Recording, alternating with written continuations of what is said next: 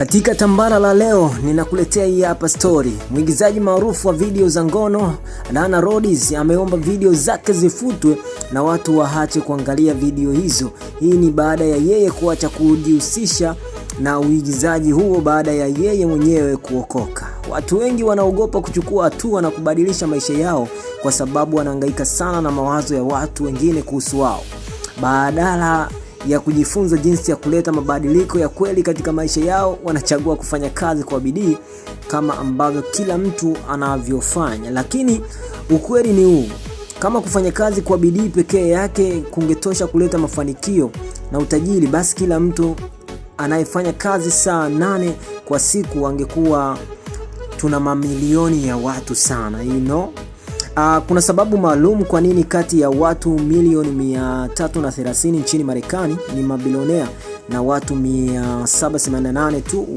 waliopo. Siri ya mafanikio haipo kwenye kufanya kazi kwa bidii pekee. Siri iko katika kufanya kazi kwa uwerevu. Labda sasa unajiuliza, nitawezaje kujitunza kufanya kazi kwa uwerevu? Ndio maana leo nakusii uwafuate watu sahihi, wale waliowahi kupitia njia hiyo na sasa wanafundisha wengine jinsi ya kufikia mafanikio kama yao. Njia bora ya kujifunza kufanya kazi kwa uwerevu na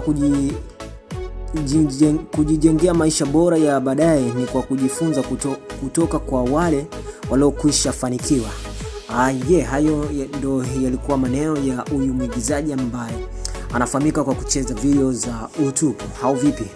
Huenda ukawa na kisa chochote kile kuhusiana na hizi michakato ambayo inaendelea kuhusu wadada ambao wanafanya michezo hii, lakini huyu ni mtu maarufu, tambua ya kwamba amefanya hivi vitu kwa kipindi kirefu sana.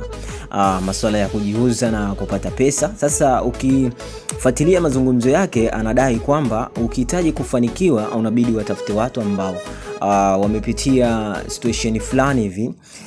Kwa hiyo yeye kama yeye unaona ana experience na amezungumzia kwenye kufanikiwa sio mpaka mtu ambaye anafanya kazi kwa sana. Hapana, ni jinsi gani unafanya kazi kwa uelevu, ameweza kufunguka huyu hapo. Huyu ni msichana ambaye ni maarufu sana. Kama sio mara yako ya kwanza, huyu nakwambia ni mcheza filamu za, tunaweza kusema za ngono, lakini ameamua kuokoka. Kwa hiyo amemrudia Mwenyezi Mungu na kuacha maovu yake yote ambayo alikuwa anafanya. Kwa hiyo ameona, amejitafakari. Sasa kama wewe ni kijana una michongo kama hiyo, stop. Sasa hivi mrudie Mwenyezi Mungu, si ndio? Basi sawa, mimi naitwa Kimodo msafi wa Roma Vazubi Show, na hii ilikuwa ni Saidi TV tambala jipya. Au vipi? Ni bonge la season ambayo tutakuwa nayo katika harakati za kukuletea habari zote ambazo zina trend kuhusu famous socialisti, au vipi, watu mbalimbali ambao wanafanya masuala ya burudani, Kwa hiyo hiki kipindi kitakuwa kinakuletea matambala, au vipi, mavideo ambayo yana trend, kuzungumzia stories za wasanii, watu maarufu zilizo trend kwenye mitandao ya kijamii. Kuna mambo bado hujasikia, lakini Saidi TV tutakuwa tunakuletea, au vipi? Kwa hiyo kana sisi kwenye tambala jipya, au vipi? Hii ni Saidi TV Media, tunapatikana Kongo, Burundi pamoja na Tanzania, ila makao makuu yetu yapo Australia.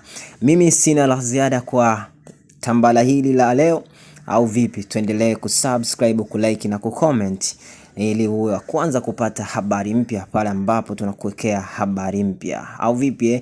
Niachie comment yako, niambie hii story umeipenda na umejifunza nini. Basi uwe na wakati mwema. Bye bye.